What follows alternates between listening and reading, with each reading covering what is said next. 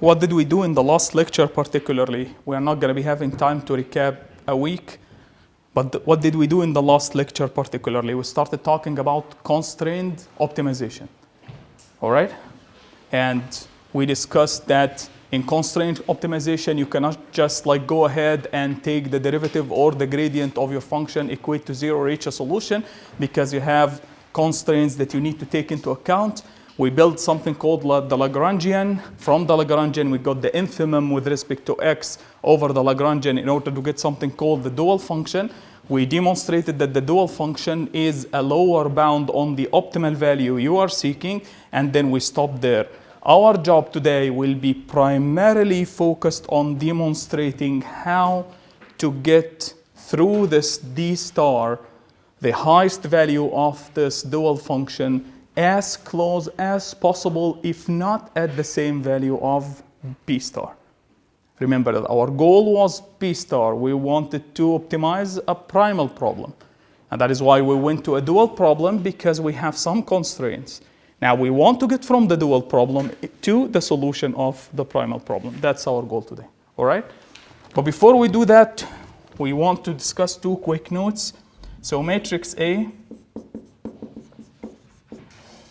is symmetric, positive, semi-definite, if and only if X transpose AX greater than or equal to 0 for all X. And in such case, the minimization of X transpose AX is a convex problem. And note number 2 is duality can also guide to local optimal points for non-convex problems.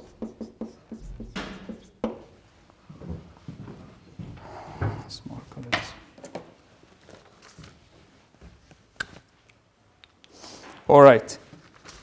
How many of you has seen this before? Symmetric, positive, definite. Nobody?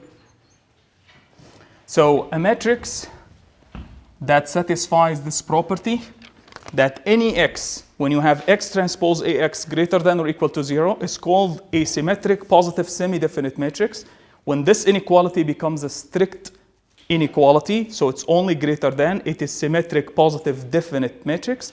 And for this entire thing called semi-definite optimization or semi-definite programming, a minimization of x transpose ax is always a convex problem automatically. This is not guaranteed if A is not symmetric, positive, semi-definite, all right? One way of understanding this is just to look at the scalar case, right? If that was a scalar, this would have been just a norm minimization problem that we did together, right? It will be x transpose x, which is a convex problem, sums of x squared, right?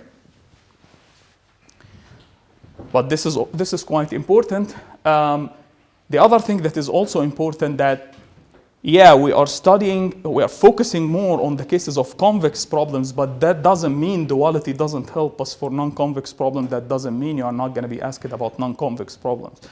So duality also can guide you to local optimal points. There is no problem about that. It's just that when you have local optimal points, there is no real guarantee that you get to the general optimal. At a point like this, you could get the derivative equals 0. If you cannot get the derivative at all, it can give you a local optimal point, a point that characterizes your optimal, but not necessarily using the setup we will be doing for convex problems. All right? Good. Let's return to the dual problem, so the Lagrange dual problem.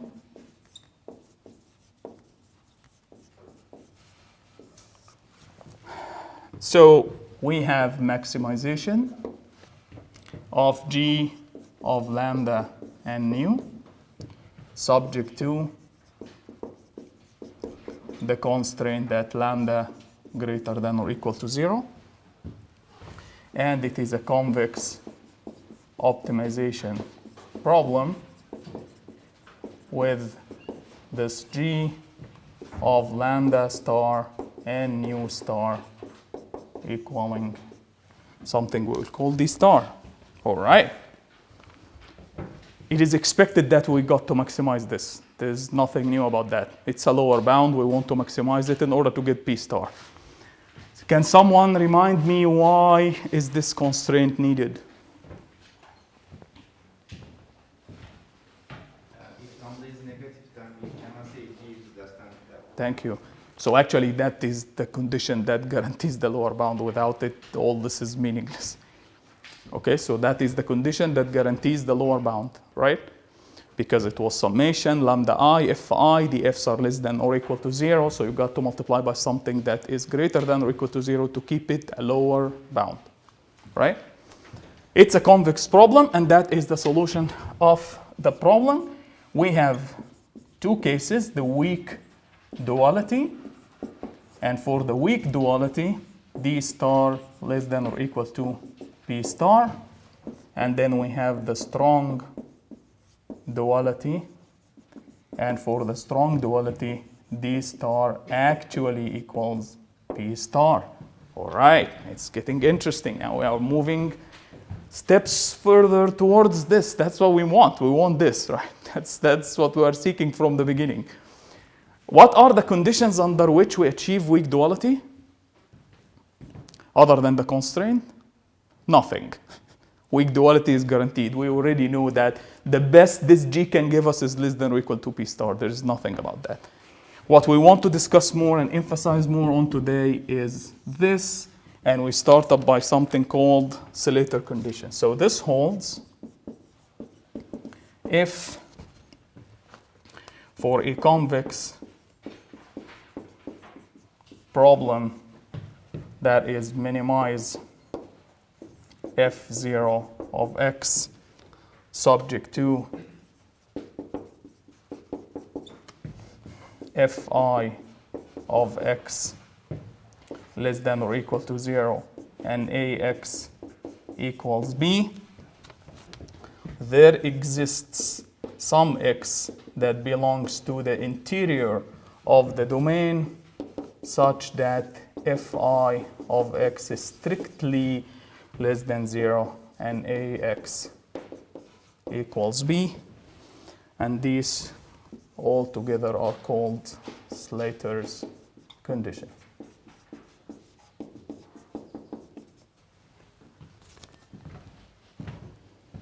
All right, let's focus now and try to understand what is going on here. First of all, this is one of the greatest things about math in general, the so-called achievability results. That you can come from this door and say, there exists something. How to do it? I don't know. I just know it exists. And then you prove it exists and you leave and you already left your fingerprint on the science. That is what this man did. He just came by and said, okay, I'm going to be proving to you that there exists a situation under which D star is actually equals P star. I will call it strong duality. I don't know how to get there. I'm not going to be setting a procedure for you to get there. I'm just telling you that there exists something. So this is an achievability result. Now, what does this achievability result means? So the man was telling, this strong duality holds for a convex problem. That's a standard form of a convex problem. There is absolutely nothing. This is a constraint that we know, the inequality constraint, the equality constraint. And he's saying these things. First of all, how many of you knows what the interior means? Okay. So suppose that you have this as a set D. Okay? The interior of set D is the largest open set. All right, that is the mathematical definition. Let's forget about it a little bit and try to understand this intuitively. This is a set. These are all the points inside the boundary. And then we have the boundary. Some points on the boundary are in the set. Other points on the boundary are not in the set. The interior of a set is skip the boundary. That's the interior of the set. Skip the boundary. Forget about all the points on the boundary, including the points that are already in the set. This becomes the interior of a set. Okay? Let me ask you a question. In the situation where every single point on the boundary is not in the set, the interior of the set will be?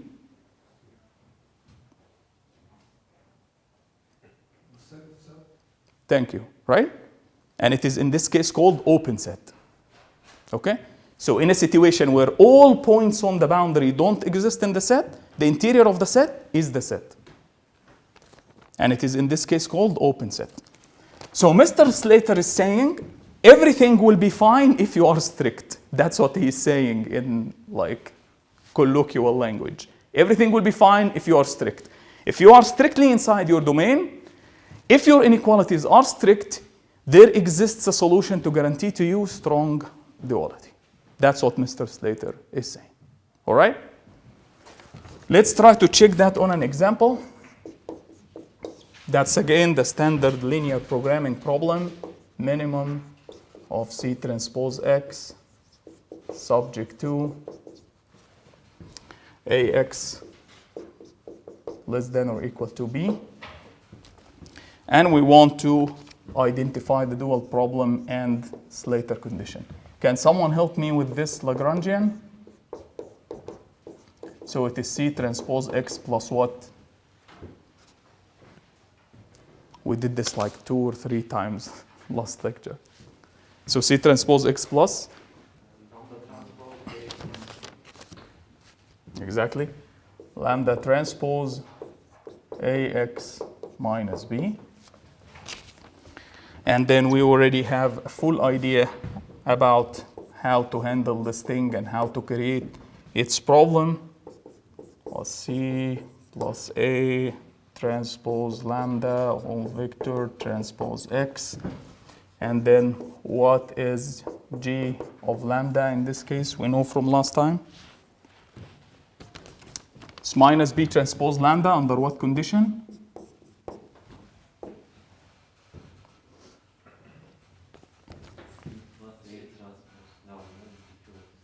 Exactly. Under the condition that X goes away, simply. So under the condition that A transpose lambda plus C equals 0, otherwise it is minus infinity. And thus, what will be our dual problem? It will be maximize this minus B transpose lambda subject to. Can someone help me with these constraints? We've got to have 2 constraints. What are they? It's condition A transpose from the plus equals 0. Yeah. Otherwise, it makes absolutely no sense, and you cannot make any useful bound. You will go to minus infinity. So this has to be one of the constraints, as our friend said. What is the other constraint? Yeah, never forget that. Thank you. Never forget that. Without that, all this makes 0 sense. All right? So you always got to have the lower bound guarantee and condition, lambda greater than or equal to 0. Last thing, Slater condition. So Slater condition will be telling us that D star equals P star if there exists X that belongs to the interior such that what?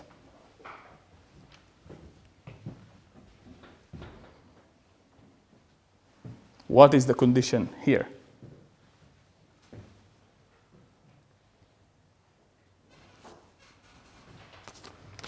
X in the interior such that. A times X smaller than that. Thank you.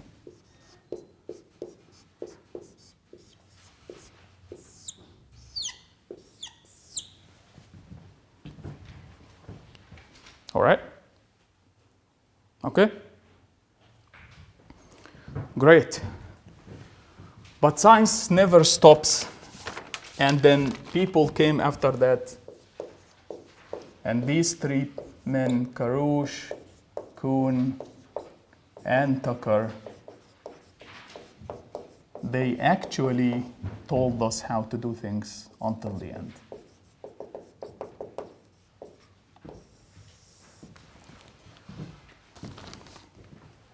One of the most famous terminologies you would hear all the time if you are dealing with any sort of convex optimization or gradient descent algorithms is this thing, KKT.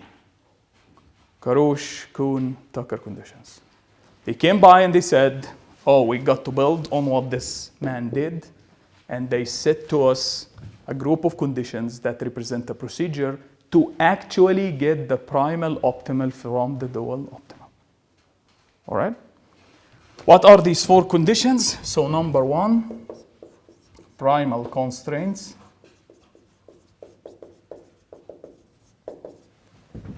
What are these? If I of x less than or equal to 0 for I 1, 2, m, hi of x equals 0 for I equals 1, 2, p. Number 2, dual constraints. That is essentially lambda greater than or equal to 0. Number 3, something called complementary slackness.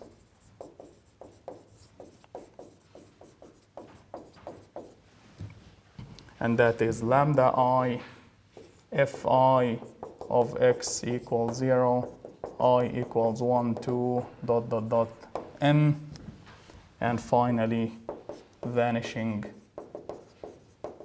gradient, which is that the gradient on x, f0 of x, plus summation from I equals 1 to m lambda I, the gradient on x, fi of x, plus summation from I equals 1 to p nu I, hi of x under the gradient equals 0.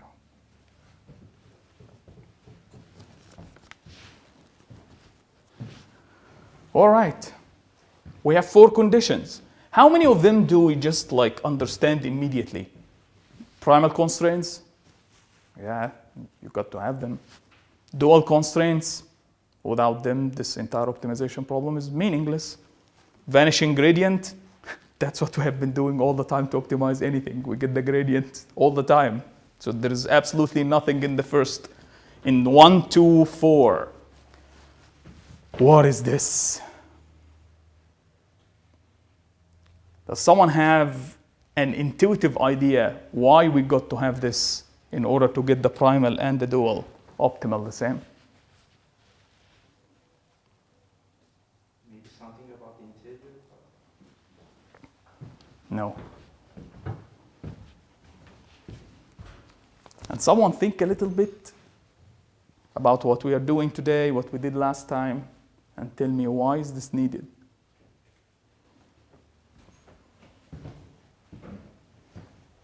About the solution of the boundaries or form, is about that? Yeah. Yeah. What was the G? The G was 3 terms, right? The G was 3 terms.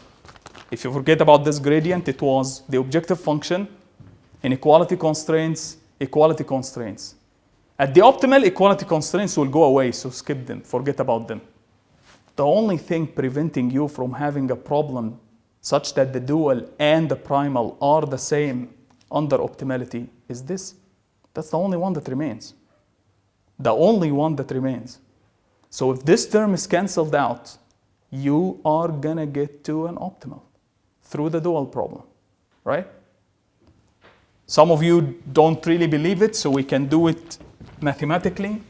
So D star equals G of lambda star and nu star. And this is infimum over X.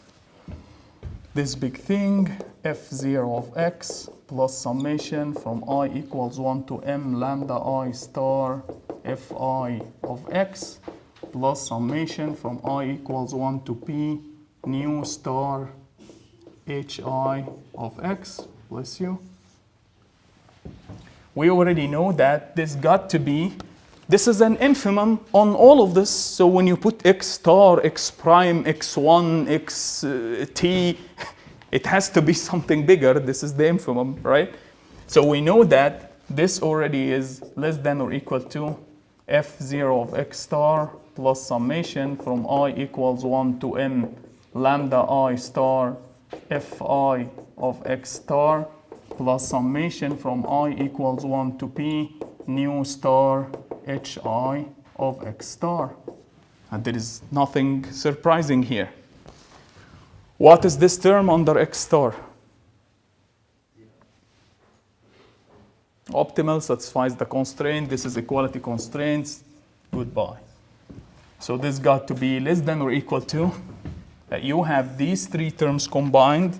This is less than or equal to f0 of x star, which is p star, all right?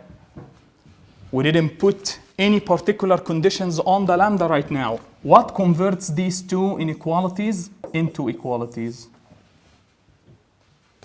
If this term goes away, all right? If this term goes away. And thus we must have lambda I fi of x star equals 0 for all I. This means we have lambda either greater than 0 or fi of x star less than 0. When this is greater, the other one is 0. When this is less, the other one is 0. So this immediately should lead you to fi of x star equals 0, and this should immediately lead you to lambda I equals 0.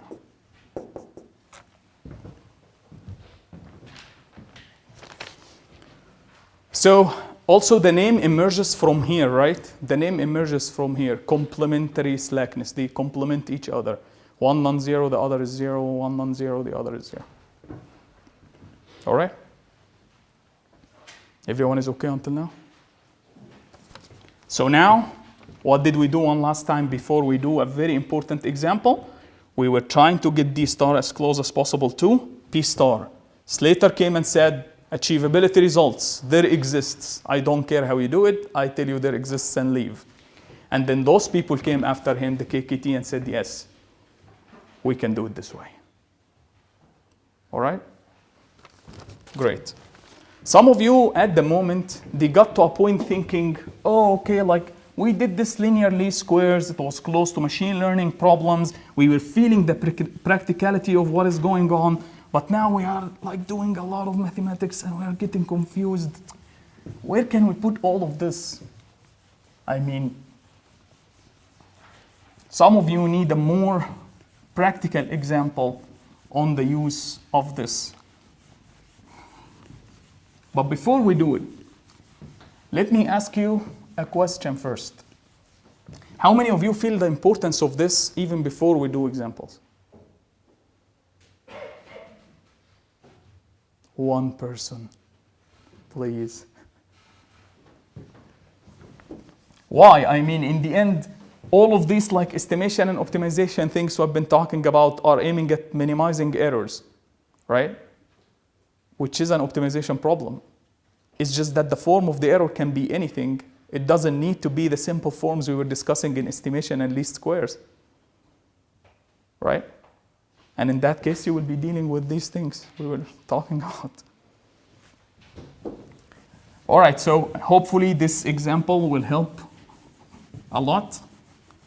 So we have a wireless communications example,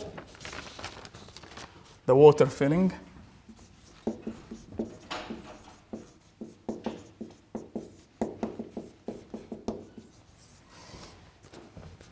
So we have N channels, and we want to transmit data on them. The signal powers are characterized by Xi. The noise powers are characterized by alpha I.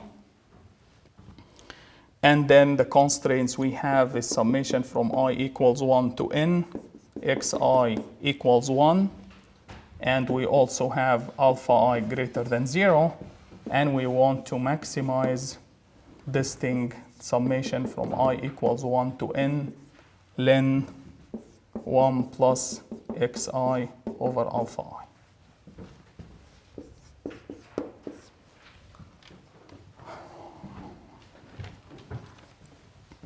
Okay. Let's open our usual bracket and forget a little bit for 5 minutes about optimization to tell you what is this, what is going on here. So it's a wireless communication system, and you have n channels. If you want to plot their noise power with the channel index, it looks like this.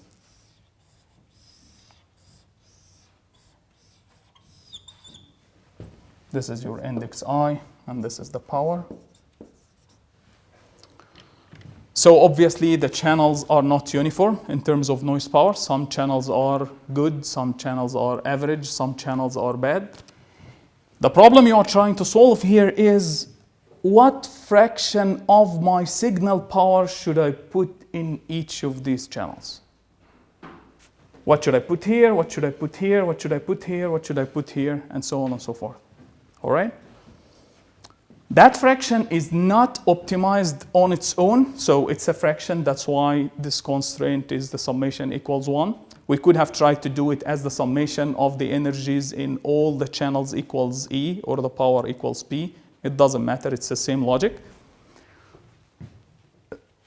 To formulate this problem, we are trying to maximize this thing. What is this? How many of you heard about information theory? So someone says yes, lying to me. So how many of you heard about coding theory?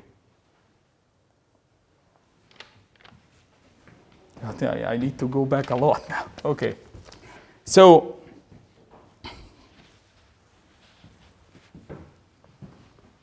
okay, suppose that you have a noisy channel, and this noisy channel you are performing some sort of transmission on it. I'm sending a message to you over a noisy channel, all right? If every single time I send a bit, it's a full information bit, I'm not making any protection.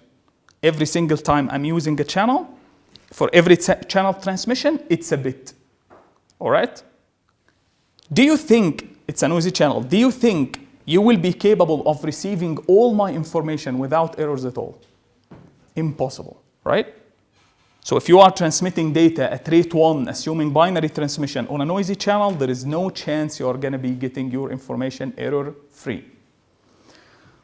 The science of information theory, and particularly the science of coding theory, is all about how to create controlled redundancy in the information I'm transmitting to you, such that at your end, you are capable of correcting the errors that happen. Trivial example, repetition. Instead of sending one information bit per transmission, I will send a half, which is, if I want to send you a bit, I will send it twice. I could also send it n times. In that case, the fraction of information bit per channel transmission is 1 over n. Obviously, this would be a terrible coding technique because you're not utilizing your resources appropriately, but it will improve performance. All right? Until now, is this clear? So the idea of the code rate is clear? Okay. So information theorists and coding theorists proved that the channel capacity, C, is half log 1 plus P over sigma squared. You could easily see that this is your signal to noise ratio, and this is equivalent to this term here, right? Okay? But what is this? What is the capacity? Remember the achievability results we were just talking about? This is a genius of a man, Claude Shannon, who also came from a door and said, okay, if you are going to be transmitting at a rate like C or below, just C is your limit, okay? If you are going to be transmitting your data at a rate below C, there exists some coding technique. If I use, you will be able at the receiving end to correct all the errors. All right? But if you are above C, you cannot.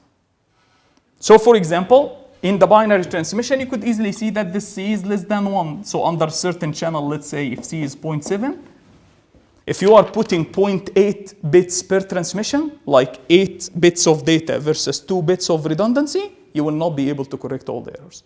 Achievability result. He didn't talk about what coding you can do.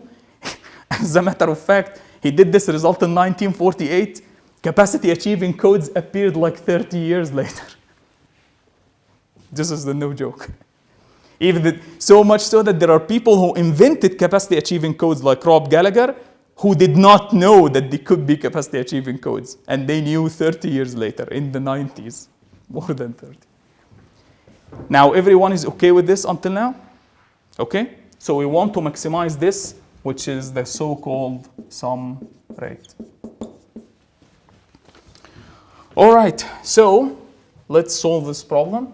It is clear that the xi's are greater than or equal to 0 because they are power fractions. And then we want to build our optimization problem. So we can write it as minimize minus summation from I equals 1 to n ln xi plus alpha I subject to that x greater than or equal to 0 and 1 transpose x equals 1. It was maximize this thing. Denominator is a constant. Nobody cares. We can write it as minimize this thing. No problem until now. X greater than or equal to 0. Sum of x's is 1. Any problems with this? This is just a reformulation of what we did here. Okay? Questions? All right. Lagrangian. We know that this will be part of our Lagrangian. Can someone help me with the remaining terms for the Lagrangian?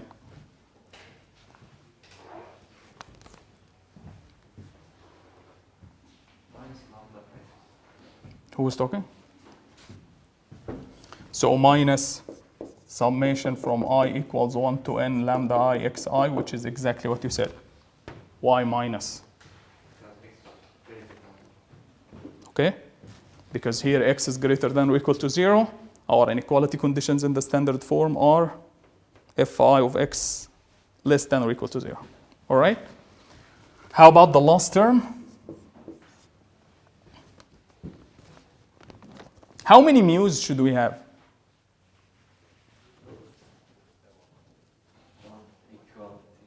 What's up? It's very important. This is one equality. This is one equation. So it's only one mu. All right? Those are n. This is 1. So it's important to know the constraint and how it looks like. These are n inequalities. This is one equality. Exactly as he said. So it's mu summation from I equals 1 to n xi minus 1. Let's get the gradient of this with respect to x of lambda and mu. What is the gradient of this thing? For a single x, forget about the vector. For a single x, what is the derivative of this? Exactly, so we have minus 1 over x1 plus alpha 1, 1 over x2 plus alpha 2, dot, dot, dot, 1 over xn plus alpha n, transpose. The derivative of this is simple, minus lambda transpose, and here we have nu 1 transpose. All right, in order to get the infimum over x of this Lagrangian, what do we need to have? We need to have 1 over xi plus alpha I plus lambda I equals nu. All right? Any problems with this? I just equated this with 0. I took every single equation alone. Okay? Clear? All right. So let's look at the KKT. So the KKT are, we got to have x greater than or equal to 0. We got to have 1 transpose x equals 1. We know these are the primal conditions. We got to have lambda I greater than or equal to 0 for all I. We know that too. This already we got from the vanishing gradient.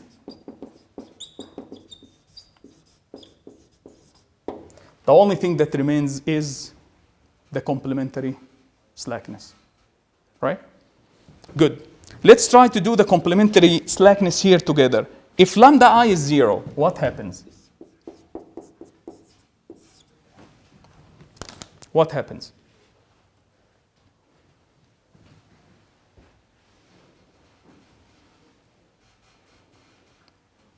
So this doesn't exist, right? What is xi? 1 over mu plus alpha. Minus, yeah, but correct. So xi is 1 over mu minus alpha. What is the condition we can get from this immediately? That 1 over mu is greater than alpha. This is a power fraction, right?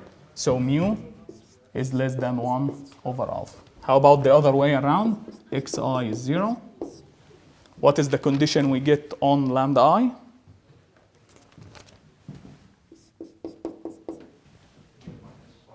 Exactly. It's mu minus 1 over alpha I. And thus, in this case, we could see that mu is greater than or equal to 1 over alpha I. Okay. Enough math in this problem. Anybody sees I in the right-hand side? There's no I in the right-hand side. Okay? Without the lambda, this thing is telling xi plus alpha I equals 1 over mu, which is a constant. Okay. What is the most intuitive solution to handle this problem? I don't give a damn about all this. I will go to this channel. It's the channel with the least noise. Put all my energy. I will be happy, right? That's the most intuitive solution. Why should I care about all these channels? This is the best channel. I will use the best channel, all right?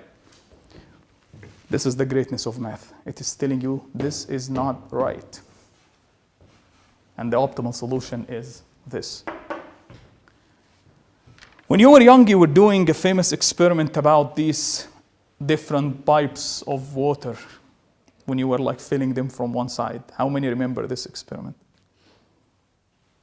What happens eventually in this experiment? They are in the same way. Yeah, exactly, right? So we have different pipes, different sizes, big ones, small ones, ones that look like this, ones that look like that, ones that look like this. And in the end, it doesn't matter. You pour water, the level ended up being fixed. That is why this thing is called the water filling problem. Because in the end, you have one fixed level that is 1 over mu star. And every single time you have any of these channels, the sum of your alpha I and xi got to get to 1 over mu star. And that is why it is called the water filling problem. One last thing, what is the condition on a channel in order that it actually is a hopeless case and you should never use it?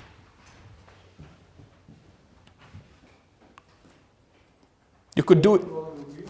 Thank you. You could do it mathematically from these things as well.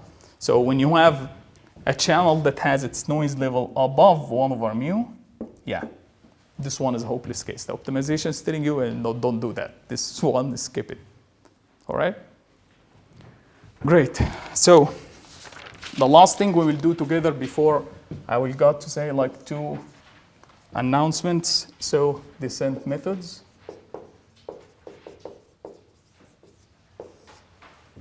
And here we focus on minimization problems. X k plus 1 equals xk plus tk delta xk.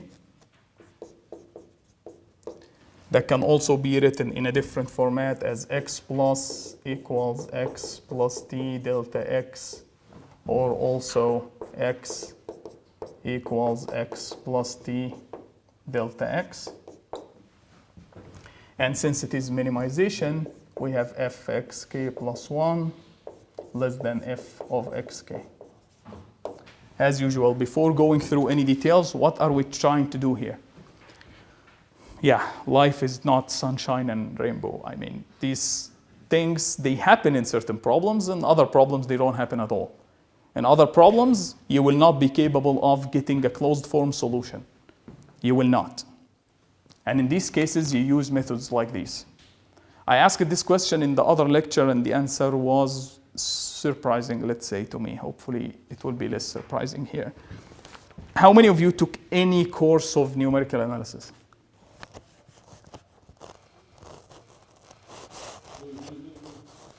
Oh, okay, 1%, not 0. Better than 0. So you didn't take any course of numerical analysis. So I'm fourth grade, and most of that third grade, I think. Okay. So you don't know Newton method and these things? Okay, so in numerical analysis, there is a famous method called Newton method, which is like if you have a very complicated, fancy function that looks something like this, for example, it's about how numerically to get to these points and these points. The local minimas, the local maximas, if any, and the intersection points with zeros. So these methods are all about this stuff. And there are multiple ideas of how to get there. Actually, in machine learning algorithms, you could do Newton and it will be more accurate than the descent methods, the gradient descent methods. But why don't they do that? What's up? Computation. Yeah, thank you. Thank you very much. Yeah. It's because this is computationally very tasking, and it will make your machine learning so terrible that if it is in a self-driving car, the accident will happen before you finish this.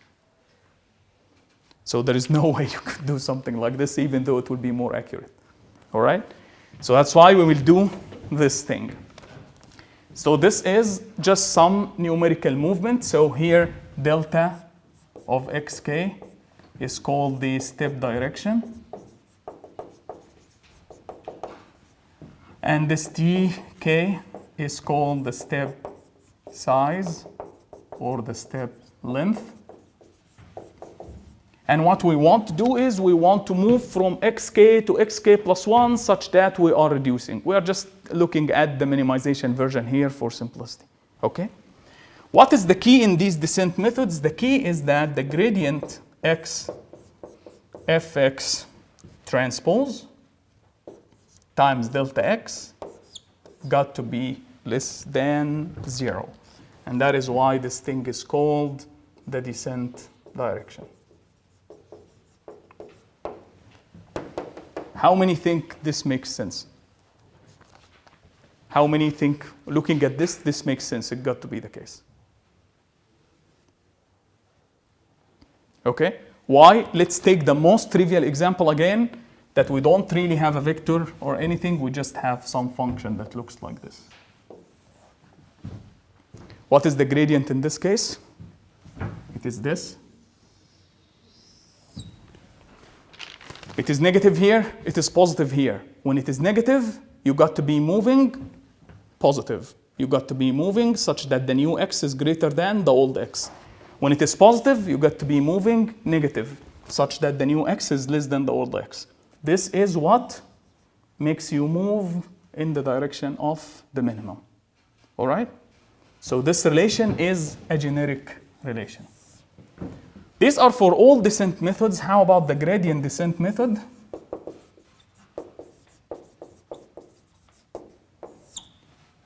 In this case, immediately, the step direction is minus the gradient of fx. Immediately. So yeah, you guarantee already that their multiplication is going to be negative. Okay? Why is it called the gradient descent? Because its descent is moving in the reverse direction of the gradient. All right?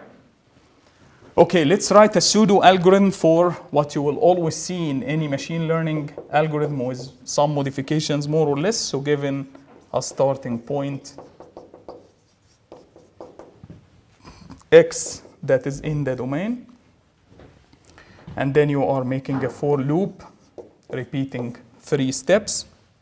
The first step we already did is that this delta x is minus the gradient with respect to x fx. And then you do a line search. And then you make the update of x with x plus t delta x. And I'm gonna write the stopping criterion here. And the stopping criterion, there are lots of stopping criterion, that one of them is that the norm 2 of fx plus minus fx 2 is less than epsilon, or also the norm of the gradient of f of x 2 is less than epsilon. Obviously, this is not a rigorous mathematical notation. This is an algorithmic notation, right? You know that. So this is not like a thing. But the rest are rigorous mathematical notations. What is happening here? Given a starting point inside your domain, you are repeating certain steps, specify the direction, which is minus the gradient. Line search, unfortunately, we don't have time to discuss line searches in detail, but the line search is what gives you the step size. The step. How much are you gonna walk, all right? One of the standard ways, if you are interested in knowing this, one of the standard ways of doing it will be the normalized absolute value of the gradient, all right? So the gradient is a vector, get its norm, and then move in this direction, all right? So this, in many, many situations, it is the value of the gradient rather than its direction. And then the last step will be that you make an update and you stop under any of these 2 conditions. You can understand this and you can understand this. Why? Because here this is just a difference. The difference is another version of the gradient, but just in the discrete domain. If the change rate of your function is quite small, then you are pretty much almost at the minimum or the local minimum, or if the differentiation is almost 0. You have this like shape in your notes that, of course, I'm not going to be drawing something as good as it. But let's assume we will be trying. So this is the direction of the increase. You move in the reverse direction. You get a new point. You move in the reverse direction. You get a new point. You move in the reverse direction until you get the minimum. This is actually what happens. And these different waves are for different values of the objective function you are trying to minimize. Okay?